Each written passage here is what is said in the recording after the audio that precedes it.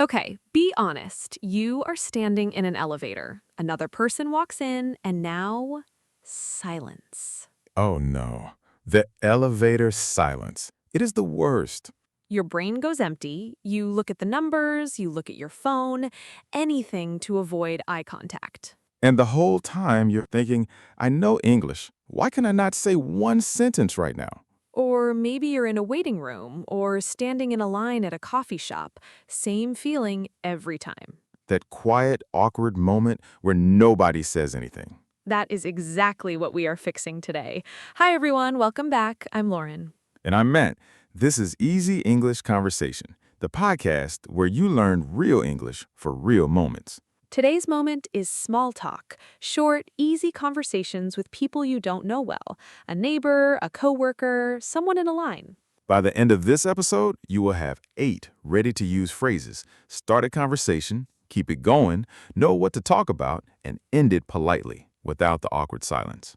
Let's go. Lauren, what do people usually say first when they don't know each other? The easiest way is to talk about something you can both see.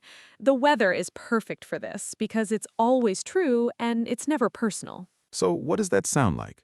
You can say, nice weather today, isn't it? Nice weather today, isn't it? Let's say that slowly. Nice weather today, isn't it? Isn't it at the end is a small question. It just invites the other person to agree or add something. I like your bag. That's another one, right? A simple compliment about something you can actually see on the person. Exactly. I like your bag. Or I like your jacket. Short, simple, and people almost always smile when you say this. I like your bag. Say that with us, everyone. I like your bag. One more starter for when you're somewhere you go often, a coffee shop, the gym. You can ask, do you come here often? Do you come here often? That one feels very natural to me. It is. It shows you're curious about them, not just filling silence. Okay, so you started the conversation. Now what? This is where people freeze the second time. Right, because now you have to actually keep talking. The easiest trick, after you answer a question, always send it back. Just say, how about you? How about you? 2 words. So if someone asks, do you like this place? You say, Yeah, I love it. How about you? Now they're talking again, and you're not thinking of a new topic from nothing. what if I don't know what to say back to their answer?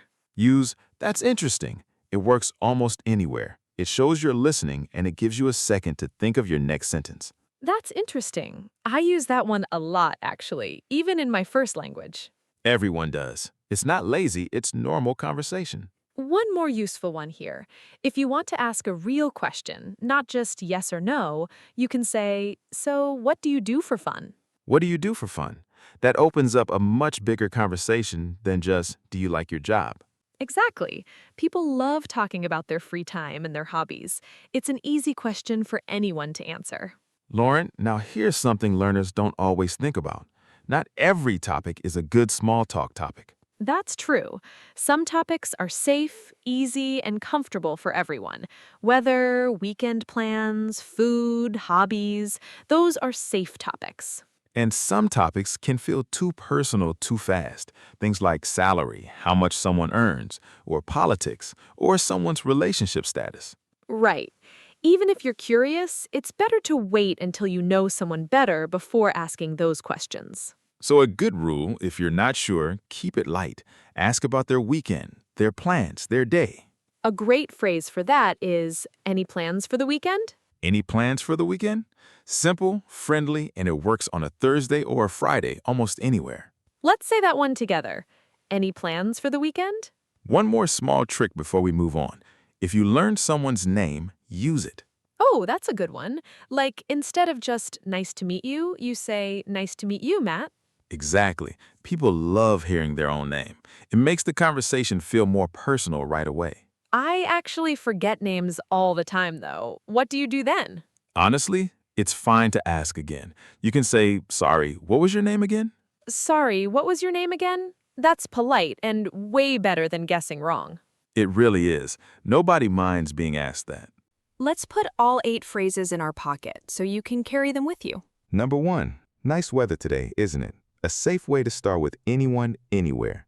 Nice weather today, isn't it? Number 2, I like your bag. A quick, friendly compliment. I like your bag. Number 3, do you come here often? For places you both visit regularly. Do you come here often? Number 4, how about you?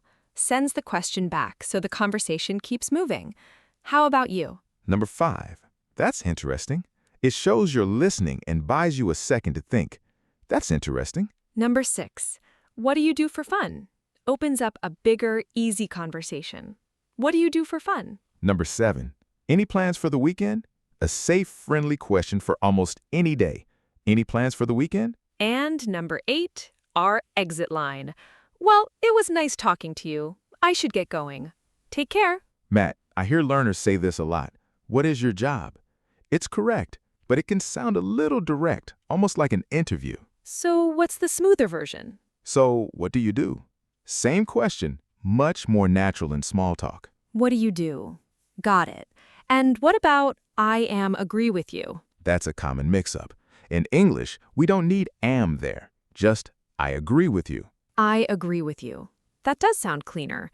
What about when someone says, I am boring, but they actually mean the situation is boring, not them? Good catch. That's a really important one. I am boring means I am a boring person. If the situation is dull, you say I am bored. Small difference, big meaning change. I am bored, not I am boring. I've definitely heard that mistake before. Loren, one more thing before we finish. How do you know if someone actually wants to keep talking to you? Good question. Watch their body, not just their words. If they're facing you and smiling, that's a good sign. And if they're looking at their phone or looking away or giving very short answers? Then it's probably time to use our exit phrase and let them go. Nobody feels bad about that. That's actually really helpful. It's not about talking forever. It's about reading the moment. Exactly. Small talk is short by nature. A good one might only last 2 or 3 minutes. Okay, now it's your turn to practice before we finish. Pause here for a second if you want. Think of one place you often see people you don't know well. Maybe your gym, maybe your office. Now say one opening line out loud. Nice weather today, isn't it? Or, do you come here often? Even saying it quietly to yourself helps your mouth get used to the sounds. Try it now. Great. Let's hear all of this in one real conversation. Imagine we just met in a waiting room. Nice weather today, isn't it? Yeah, it really is. Oh, I like your bag, by the way. Oh, thank you. I just got it. So what do you do?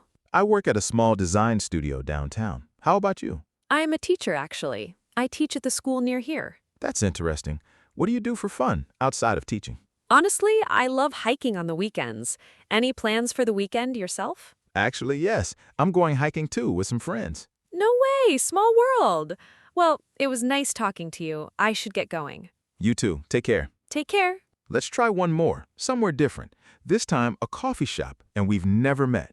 Do you come here often? Actually, yeah, almost every morning. I like your jacket, by the way. Is that new? Oh, thank you. It is. I just bought it last weekend. Any plans for the rest of this weekend? Not much, just relaxing. What do you do for fun on your days off? I actually paint. It's my favorite way to relax. How about you? That's interesting. I've never tried painting, but I'd love to sometime. Well, it was nice talking to you. I should get going. You too. Take care. Take care. See? 2 totally different places, same 8 phrases, and neither conversation felt stuck. No silence, no freezing, just 8 phrases, plus a couple of bonus tricks, and you can talk to almost anyone. And remember, you don't need perfect grammar for small talk. Nobody's checking your grammar in an elevator. You just need to start. One short sentence is all it takes to break the silence. If this episode helped you, subscribe so you don't miss the next one. Tomorrow, we're covering what to say when someone asks, "What do you do?" and you're not sure how to answer. Tell us in the comments what's the hardest part of small talk for you. We read every single one. See you next time. Bye, everyone.